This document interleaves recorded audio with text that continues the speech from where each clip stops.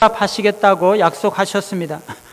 주님만이 기도를 가장 잘 알고 계시는 분이시고 누구도 주님처럼 기도를 가르치실 수 있는 분은 없습니다. 예수님은 제자들에게 설교하는 법을 가르치신 적은 없지만 기도하는 법은 가르쳐 주셨습니다. 우리도 주님께 기도를 배워야 합니다.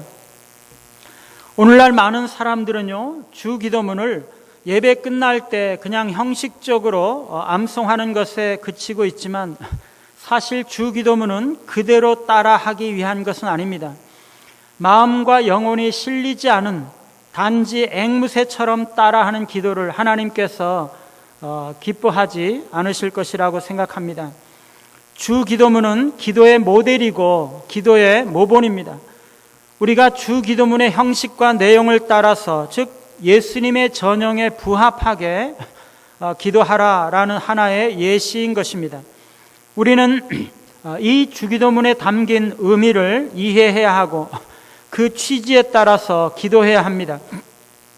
따라서 우리가 주기도문을 한 절 한 절 음미하면서 자기 말로 기도하면 그것은 아주 훌륭한 기도가 된다는 것입니다. 누가 주기도문을 아주 전심으로 암송한다라는 것은 그가 온전히 회심했고 참으로 그리스도인이 되었다는 것을 함축하고 있다고 말할 수 있습니다. 그러나 사실 많은 사람들은 그리스도인이 되고 나서도 오랜 시간이 흘렀지만 여전히 주기도문을 기도할 자격이 없다는 것을 느낍니다. 주기도문대로 기도하는 것은 말하자면 헐렁한 옷을 입고 있는 것과 같습니다. 그럼에도 주기도문을 암송한다는 것은 거룩한 담대함, 하나님의 순전한 은혜와 선하심에 대한 건방진 송축이라고 할 수 있습니다.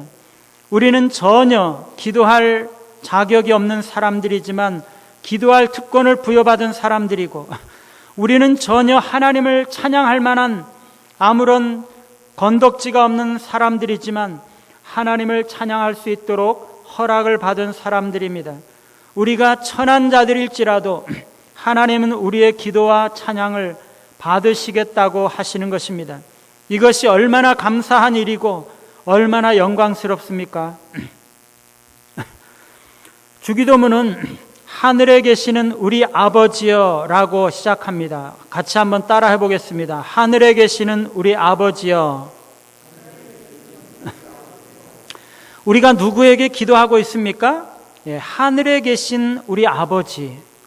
우리가 기도할 때 기도의 대상이 분명하게 기도의 대상을 누구인지를 분명하게 하는 것이 필요합니다. 우리가 기도할 때 허공에다 대고 하는 것이 아니고 자기 자신에게 기도하는 것이 아니고 분명한 대상을 두고 하는 것입니다. 그분은 하늘에 계신 하나님, 우리의 아버지가 되시는 하나님이십니다. 여러분, 우리가 기도할 때요, 어떤 사람들은 기도의 내용을 그냥 쭉 이야기하고 나서 하나님 아버지 이렇게 기도하는 사람들이 종종 있습니다. 저는 그게 좋은 방법이라고 생각지 않습니다. 우리는 기도할 때마다 기도하는 대상이 누구신지 분명하게 상기하고 또 고백할 필요가 있습니다. 그래서 맨 처음에 하나님의 이름을 부르는 것입니다. 예수님은 하늘에 계신 우리 아버지여 이렇게 시작하셨습니다. 저는 오늘 이 친밀성을 나타내는 우리 아버지에 관해서 세 가지로 말씀을 드리고 나서 초월성을 나타내는 하늘에 계신이라는 표현을 살펴보기를 원합니다. 먼저 우리 아버지입니다. 여기서 우리 아버지라는 표현은 친밀성을 나타냅니다. 이것은 아빠라는 뜻입니다. 아빠! 얼마나 다정하고 친근합니까? 저는요, 초등학교에 들어가기 전까지는 아버지를 아빠라고 불렀는데 초등학교에 들어가자마자 저희 아버님께서 아버지라고 부르라고 해서 그렇게 불렀습니다. 어린 마음에 얼마나 서먹하고 거리감이 들었던지요. 그런데 그 당시에는요, 시골에서 그렇게 많은 가정에서 그렇게 불렀던 것 같아요. 그런데 나중에 보니까 도시에 사는 애들은 고등학생, 대학생 다 큰 애들도 아빠라고 부르는 애들도 많더라고요. 하나님 우리 아빠, 우리 아버지 하나님은 우리와 아주 가까이 계시는 아주 친밀하신 아빠와 같은 분이시라는 것입니다. 이것은요, 예수님의 독특한 어법이에요. 그때까지 유대인들은요, 결코 그렇게 기도하지 않았습니다. 지금은 모르겠는데 그 당시까지 유대 문서에서는 하나님을 아빠라고 친근하게 부른 예가 없습니다. 유대인들은요, 하나님을 거룩하신 하나님, 초월적인 하나님으로 보았고 하나님에 대한 경외감을 가지고 있었습니다. 그들은 심지어 혹시나 하나님의 이름을 망령되이 일컬을까봐 여호와라는 하나님의 이름을 부르지 못하고 대신에 주님이라는 말로 발음했습니다. 그들은 하나님을 친근하게 부를 수가 없었어요. 유대인들에게는요, 이 하나님이 너무나 어려우신 분이시고 너무나 두려우신 분이십니다. 따라서 유대교에서는 하나님을 아버지로 부르는 일이 결코 없었습니다. 그런데 예수님께서는 자신이 하나님을 아버지라고 부르시고 또 제자들에게도 그렇게 부르도록 하시는 것입니다. 그것은 예수님 자신이 하나님의 아들임에 대한 독특한 의식을 반영하는 것입니다. 예수님은 하나님의 아들로서 하나님과 너무나 친밀하신 분이시라는 것입니다. 유대인들은 많은 기도문들을 가지고 있었습니다. 그리고 기도를 많이 하는 민족이었습니다.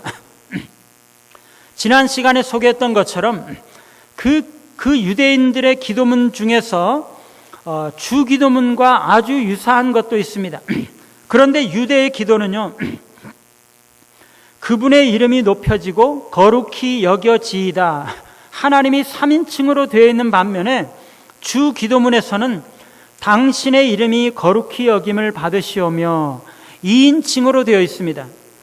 주기도문은요, 아빠인 당신에게 아뢰는 아주 친밀한 기도 요청인 것입니다. 우리 아버지라는 표현은 특별히 세 가지 의미를 가지고 있는데, 첫 번째, 그것은 언약 관계를 의미합니다.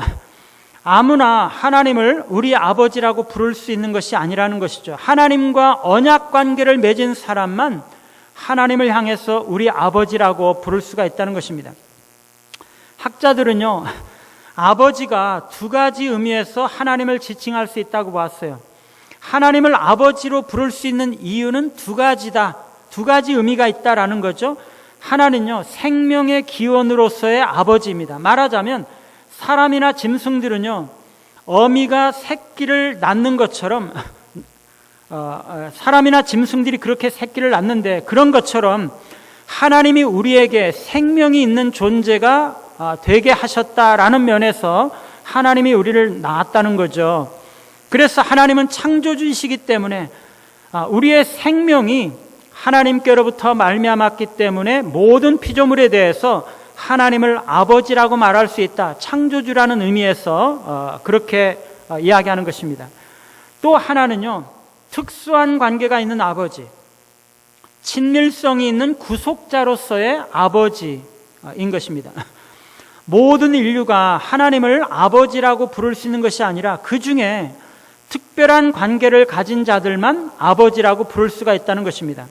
하나님은 특별히 어떤 사람들을 선택하시고 예수 그리스도를 통해서 그와 언약을 맺으시고 친밀함과 영원한 사랑의 관계를 맺으셨습니다. 이런 사람들만 특별히 하나님을 아버지라고 부를 수가 있다는 것입니다.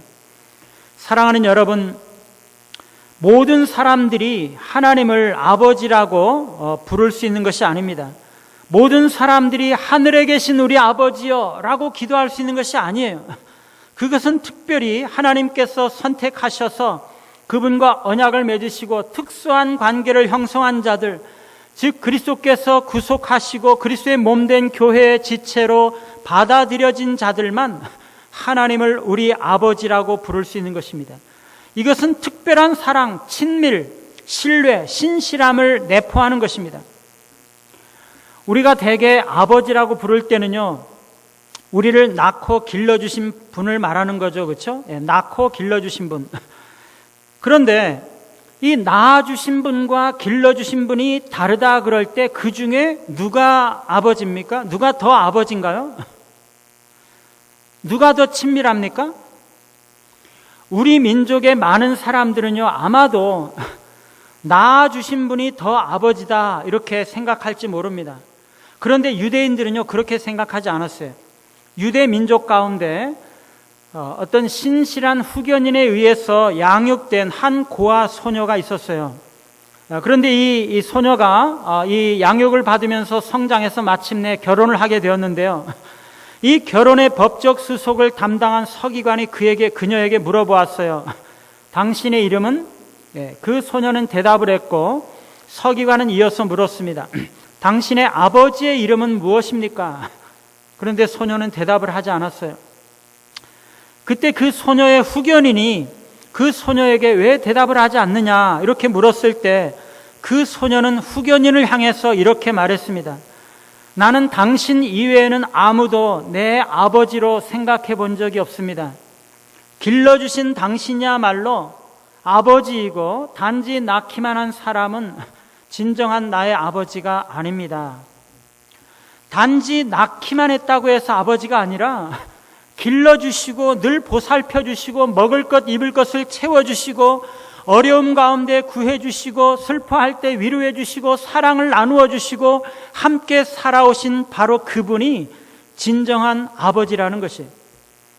따라서 이스라엘의 랍비들은요, 이스라엘의 진실한 아버지는 이스라엘 백성들을 낳아주신 그 조상이 아니라 이스라엘을 보호하시고 양육하신 하나님이라고 말해왔습니다. 우리의 아버지 하나님이라고 말하는 것은 생물학적인 부성을 말하는 것이 아니라 길러주시고 보살펴주신 부성, 구속자로서의 아버지 되심을 말하는 것입니다. 예수님께서 제자들에게 하나님을 우리 아버지라고 부르는 것은 이스라엘의 풍부한 유산과 전통을 상기시키고 있습니다. 하나님의 아버지 되심은 유대인들에게는 매우 익숙한 사상이었습니다. 하나님의 아버지 되심은 맨 처음에 이스라엘의 소명과 이스라엘의 구원을 의미하는 것입니다. 출애굽 4장 22절에 보면은요, 너는 바로에게 이르기를 여호와의 말씀에 이스라엘은 내 아들 내 장자라. 내가 내게 이르기를 내 아들을 보내주어 나를 섬기게 하라 하여도 내가 보내주기를 거절하니 내가 내 아들 내 장자를 죽이리라 하셨다 하라 하시니라.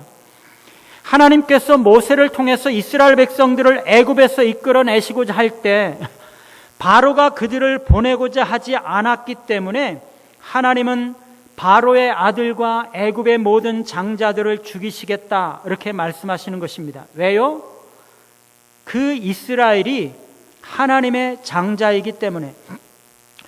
그렇게 이스라엘이 애굽에서부터 구원을 받고 나서 하나님은 그들과 언약을 맺으셨어요. 따라서 이스라엘이 하나님의 장자라는 사상, 즉 하나님께서 이스라엘의 아버지가 되신다라는 그 사상은요, 이스라엘에게 해방과 구원이라는 희망을 붙잡는다는 의미가 있는 것입니다. 이스라엘은요, 이제 더 이상 노예가 아니라 아들이 되는 것입니다.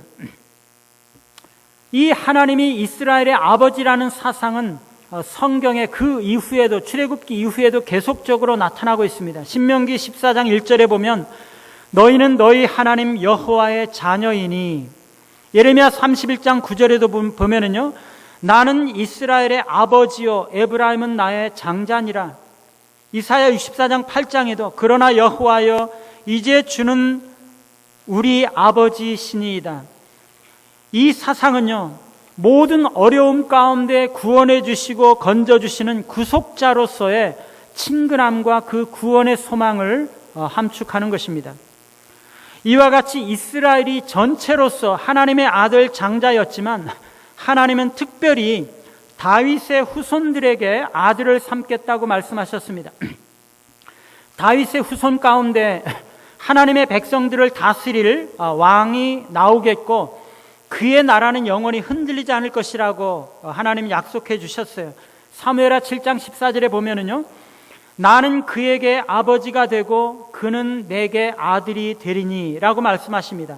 메시아, 다윗의 후손, 장차 올 메시아 다윗의 후손인 왕은 온 백성들을 향하신 하나님의 약속을 이루실 것입니다. 그런데 이사야서에 보면은요, 이 약속은 여전히 유효하지만 동시에 하나님의 모든 백성들을 향하여 활짝 열리고 있다고 말합니다. 오호라 너희 모든 목마른 자들아 물로 나오라. 여기서 목마른 자들이라는 것은 온 세상에 있는 그리스도를 향해서 나오는 자들을 말하는 거거든요. 내가 너희를 위하여 영원한 언약을 맺으리니 곧 다윗에게 허락한 확실한 은혜니라. 종되었던 자들이요, 죄의 노예가 되었던 자들이 메시아 즉 그리스도를 통해서 하나님의 아들이 될 것입니다. 이것이 바로 이사야를 통해서 예언되었고 선포되었다가 이제 그리스도에 의해서 성취되고 있는 것입니다. 그래서 예수님께서는 제자들에게 하늘에 계신 우리의 아버지여 라고 기도하는 것을 가르치시면서 이제 너희들은 구원받은 백성이다, 너희들은 하나님의 자녀다, 그렇게 말씀하시고 계시는 것입니다. 여러분, 우리가 하나님의 자녀가 되는 이유가 무엇입니까? 언약 관계 때문이에요. 하나님은 우리와 언약을 맺으시고 특별한 관계를 삼으셨어요. 요한복음 1장 12절에 보면은요, 예수님을 영접하는 자, 곧 그 이름을 믿는 자들에게는 하나님의 자녀가 되는 권세를 주셨다라고 말씀하고 있습니다. 갈라디아서 4장 4절 5절에 보면 하나님께서 그리스도를 보내신 것은 우리로 아들의 명분을 얻게 하려 하심이다 라고 말씀하고 있습니다. 우리가 예수 그리스도를 믿으면 우리는 하나님과 언약 관계를 맺게 되고 하나님의 자녀가 된다라는 것입니다. 사랑하는 여러분, 하나님께서 우리의 아버지가 되신다는 사실이 여러분에게 날마다 위로와 기쁨이 되고 있습니까?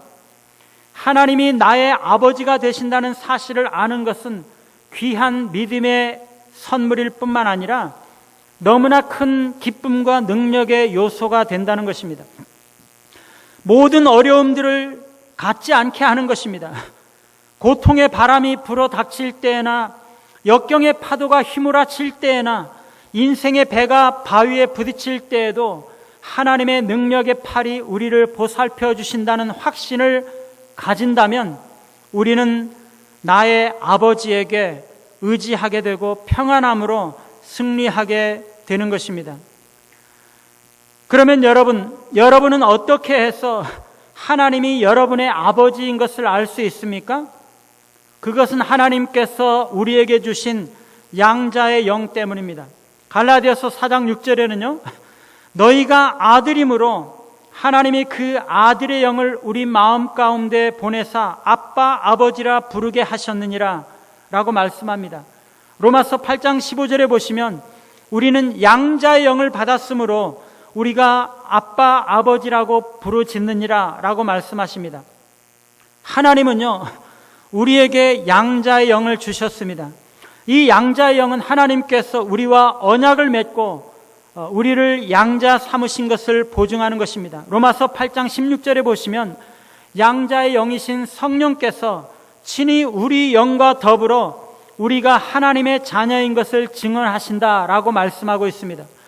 하나님께서는요, 우리를 구원하시고 우리와 언약을 맺으셨기 때문에 우리에게 양자의 영을 주셨는데 그 양자의 영 때문에 우리가 하나님의 자녀가 되고 하나님이 우리의 아버지가 되신다는 것입니다. 우리가 이것을 알 때 우리에게 위로와 기쁨이 주어지는 것입니다. 두 번째는요, 사랑하신다는 것입니다. 하나님께서 우리의 아버지시라는 것은 하나님께서 우리를 사랑하시고 돌보신다는 것을 함축합니다. 여러분, 하나님이 남편이 되시면은요, 그분은 가장 좋은 남편이 되세요. 하나님께서 여러분의 친구가 되신다면 그분은 여러분의 가장 좋은 친구가 되세요. 하나님이 아버지가 되시면 그분은 우리에게 가장 좋은 아버지가 되시는 것입니다. 여러분들 중에 아버지들이 자식을 사랑하는 것은 말로 표현할 수가 없을 것입니다. 평소에 입을 것, 먹을 것 공급해 주시는 것은 말할 것도 없고요. 자식이 병들었을 때는 침상 곁에서 그를 간호하고 보살핍니다. 아버지는 아무리 그렇게 해도 전혀 고되지가 않습니다. 아비가 자식을 측은히 여김과 같이 주께서 자기를 경외하는 자들을 불쌍히 여기느니라. 하나님이 그렇게 자녀들을 불쌍히 여기시는 것입니다. 자식들이 범죄하여 여러분의 마음을 근심하게 하면 여러분은 매를 들어서 자식을 때리려고 할 것입니다. 그러나 그들의 눈에서 눈물이 나오자마자 여러분들의 손은 무거워지고 자식을 때리느니 차라리 내 자신을 때리는 것이 더 낫겠다 생각할 것입니다. 우리 하나님도 우리가 매 맞기를 원하지 아니하시고 가슴 아파하십니다. 다윗은 아들 압살롬을 사랑했습니다. 그러나 압살롬은 아버지 다윗을 거스리고 반역을 했습니다. 압살롬이 전쟁에서 죽었다는 소식을 듣고서야 사람들은 비로소 다윗이 그 아들을 얼마나 사랑하였는지 알게 되었습니다. 하나님은요, 성도의 죽음을 존귀하게 보십니다. 하나님은 그 자녀들을 사랑하시기 때문입니다. 하나님은 우리를 사랑하시기 때문에 우리와 교제하시기를 원하십니다. 하나님이 우리의 아버지가 되신다는 것은 하나님과 우리 사이에 상호 암과 교제가 전제되는 관계라는 것입니다. 이것은 우리에게 하나님에 대한 신뢰감을 표현하게 하고 하나님과 교제하기 위해서 기쁨으로 하나님 앞에 나아가게 만듭니다. 하나님은 우리를 사랑하시기 때문에 우리를 돌보십니다. 하나님은 우리의 모든 필요들을 아십니다. 아들이 요청하기도 전에 이미 자식들의 필요를 아는 것처럼 하나님은 심지어 우리가 요청하기도 전에 우리의 필요를 아시고 우리의 마음 깊은 곳을 아십니다. 하나님은 가정에서 사랑으로 돌보시는 보호자이십니다. 하나님은 우리를 사랑하시기 때문에 우리를 용서하십니다. 아빠 노릇은 자비와 용서로 나타납니다. 하나님은 우리가 범죄했을 때 우리를 때리지 아니하시고 그 독생자 그리스도를 십자가에 못 박아 죽게 하셨습니다. 하나님은 우리 죄를 아들에게 지우시고 우리를 용서하셨습니다. 우리를 구원하신 그 이후에도 하나님은 계속적으로 우리를 용서하셨습니다. 아들은 아버지가 자신을 사랑한다는 것을 알기 때문에 내가 잘못해도 아버지가 나를 용서하실 것에 대한 확신을 가지고 있습니다. 그러므로 아들은 아버지 앞에 두려움으로 행하지 않고 자유함으로 행합니다. 잘못할 것에 대해서 두려워하지 않습니다. 하나님은 아들에 대해서 신실하심으로 의롭지 못한 자녀들에 대해서 용서와 자비를 나타내시는 것입니다. 우리는 하나님의 자녀이자 상속자입니다. 하나님의 것은 우리의 것입니다. 하나님은 우리를 사랑하시기 때문에 우리가 기도하는 모든 것, 요청하는 모든 것을 다 들어주십니다. 하나님은 우리가 기도하는 것 이상으로 들으실 준비가 언제나 되어 있으신 분이신 것입니다. 세 번째는요, 순종하겠다는 헌신을 의미합니다. 하나님을 우리 아버지라고 부르는 것은 하나님에 대한 전적인 의존을 고백하는 것이고 하나님께 대한 전적인 순종을 서약하는 표현입니다. 여러분, 유대 사회에서 아들이라고 말하는 것은요, 견습생이라는 의미를 가지고 있습니다. 아들은 집에서 아버지가 일하는 모습을 지켜보면서 배웁니다. 마찬가지로 그리스도께서 하나님의 아들이심으로 그는 아버지께 배웁니다. 그리스도는 고난으로 아버지께 순종을 배웠습니다. 히브리서 5장에 보시면 그는 육체에 계실 때 자기를 죽음에서 능히 구원하실 이에게 심한 통곡과 눈물로 간구의 소원을 올렸고 그의 경건하심으로 말미암아 들으심을 얻었느니라. 그가 아들이시면서도 받으신 고난으로 순종함을 배워서 온전하게 되셨은즉 자기에게 순종하는 모든 자에게 영원한 구원의 근원이 되시고 라고 말씀합니다. 그리스도의 생애는 고난의 생애였고 하나님께 순종하는 삶이었습니다. 그리스도는 죽으심으로써 순종을 다 배우시고 사명을 이루셨습니다. 우리가 하나님을 향해서 하나님 우리 아버지라고 부르는 것은 하나님 나도 견습생으로서 받아들여질까요? 라고 묻는 것입니다. 우리는 하나님 나라를 이 땅에 세우기 위한 순종을 배우는 제자 견습생들입니다. 우리가 이것을 기억해야 하는 것입니다. 하나님을 우리 아버지라고 부르는 것은 하나님에 대한 사랑의 의무를 서약하는 것입니다. 하나님께서 우리를 사랑하심으로 우리도 하나님을 사랑하겠다는 의지가 담겨 있는 것입니다. 우리가 하나님 우리 아버지를 부를 때 우리는 하나님을 사랑함으로 하나님과 교제하고 하나님의 계명을 순종하고 하나님께서 사랑하시는 형제들을 사랑하고 하나님의 뜻을 행하며 살겠습니다 라고 복종의 의무를 서약하는 의미가 담겨 있는 것입니다. 그리고 하나님께서 나의 아버지가 아니라 우리의 아버지라는 것은 우리들 간의 형제를 내포합니다. 우리 모두는 한 아버지를 둔 형제들이라는 것을 의미합니다. 우리가 예수님을 믿는 순간 우리는 하나님과 언약 관계를 맺을 뿐만 아니라 형제들과도 언약을 맺게 됩니다. 왜냐하면 우리가 구원받고 교회로 들어올 때 우리는 하나님의 가정에 들어옴으로써 하나님을 아버지로 모실 뿐만 아니라 다른 믿음의 식구들을 형제로 받아들이게 되기 때문입니다. 따라서 하나님 우리 아버지라고 부르는 것은 형제들을 사랑하며 섬기겠다는 약속을 포함하고 있는 것입니다.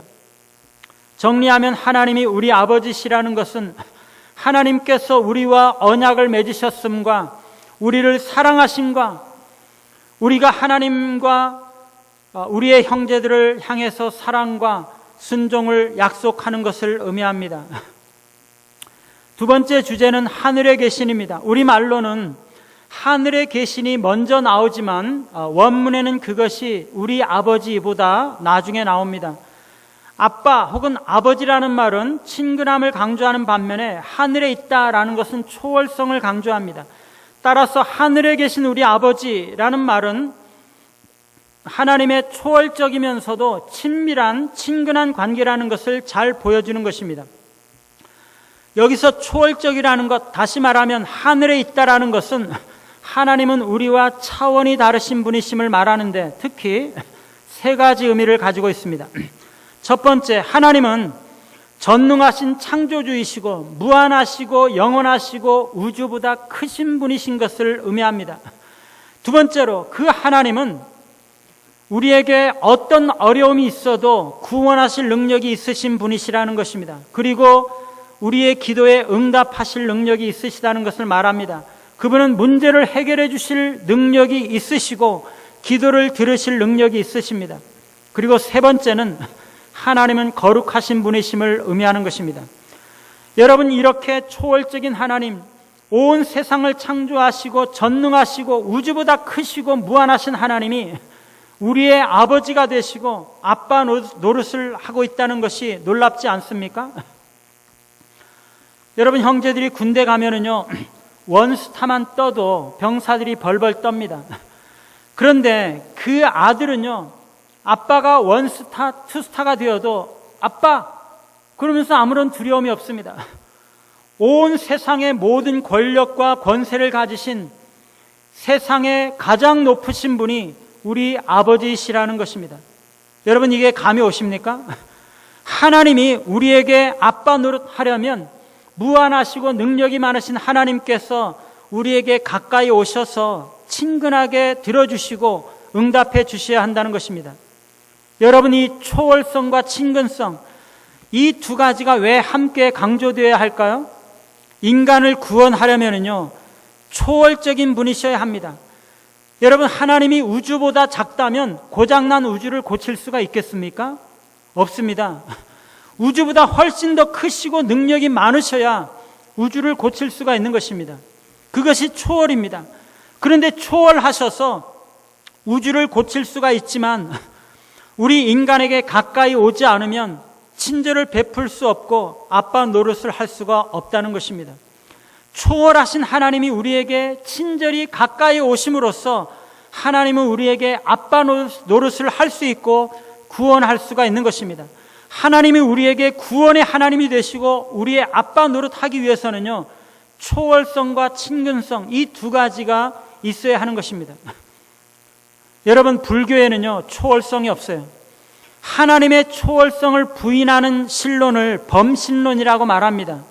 이런 종교들의 구원은요, 자력 구원일 수밖에 없습니다. 범신론은요, 우리 밖에 있는 세계, 즉 초월의 세계에서 우리를 구원해 줄 수가 없어요. 초월자가 없어요. 따라서 이런 종교에는요, 자기가 스스로 자신을 구원하는 방법밖에 없어요. 못하죠. 이슬람교의 신론은요, 이신론입니다. 그들의 신은 초월적이기는 하지만 친근성은 없어요.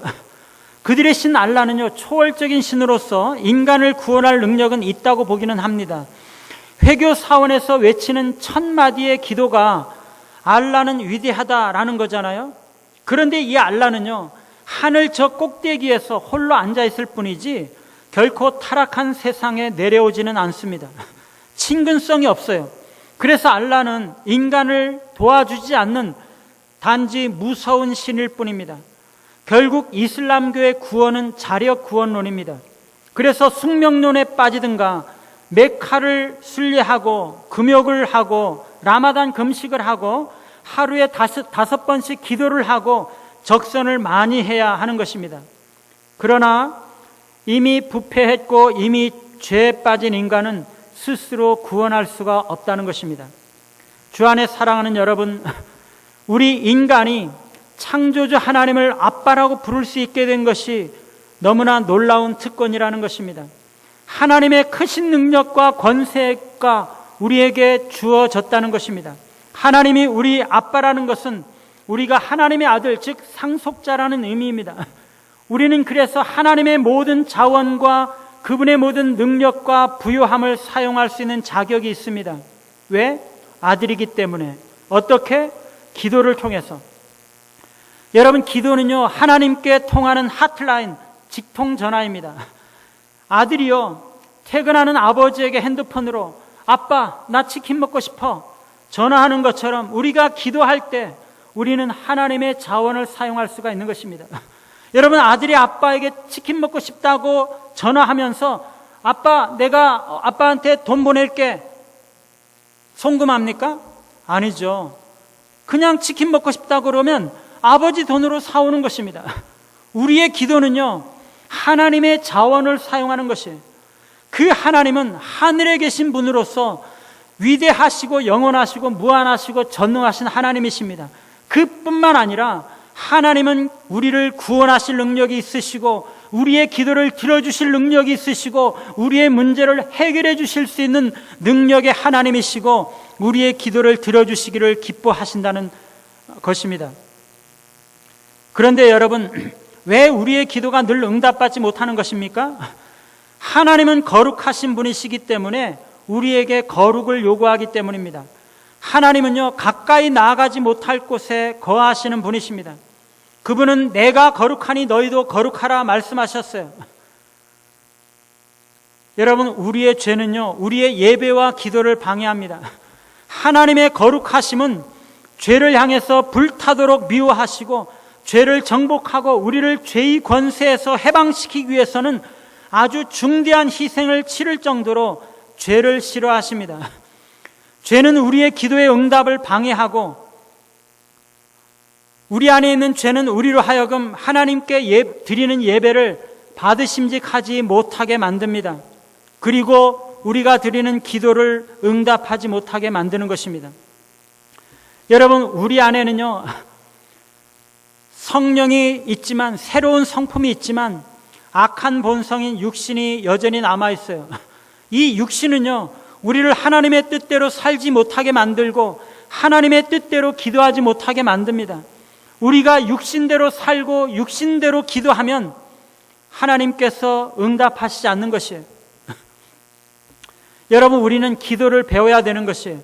우리가 어떻게 하나님 기도를 해야 하는지 그리스도께 가르쳐 달라고 기도하면 그리스도는 우리에게 성령을 따르는 바른 기도를 하게 하시고 바른 삶을 살게 하십니다. 그때 성령은 우리에게 우리 안에 있는 죄성을 극복하게 하시고 우리가 성령을 따라 살게 하시는 것입니다. 우리가 하나님과의 바른 관계를 회복하고 그리스도 안에 거하게 되면 우리는 우리가 구하는 모든 것들을 응답받게 되는 것입니다. 사랑하는 여러분, 하나님은 우리의 아버지가 되시고 하늘에 계시는 분이십니다. 그분은 우리와 언약 관계를 맺으시고 우리를 사랑하시고 돌보시고 우리와 친밀하고 아주 가까이 계시는 우리의 아빠가 되십니다. 그분은 전능하시고 무한하시고 영원하시고 크시고 창조주 하나님이실 뿐만 아니라 우리의 구하는 모든 것을 들어주실 수 있으신 분이십니다. 우리의 기도가 응답받지 못하는 것은 우리가 육신대로 살기 때문이고 우리가 육신대로 기도하기 때문입니다. 우리가 그리스도께 기도를 가르쳐 달라고 기도할 때 그리스도는 우리에게 성령을 따라 사는 삶이 무엇인지를 가르쳐 주시고 성령을 따라 기도하는 것이 어떤 것인지를 알게 하심으로 우리는 그리스도 안에 거하게 되고, 그래서 우리는 우리가 구하는 모든 것들을 응답받게 되는 것입니다. 하늘에 계신 전능하신 하나님께서 우리의 친밀하신 아버지이심을 다시 한번 마음에 새기고 이로 인해서 위로와 기쁨을 얻으시고 그리스도께 기도를 배우면서 성령을 따라 기도하시고 성령을 따라 사시는 우리 모두가 되시기를 간절히 바랍니다. 우리 다 같이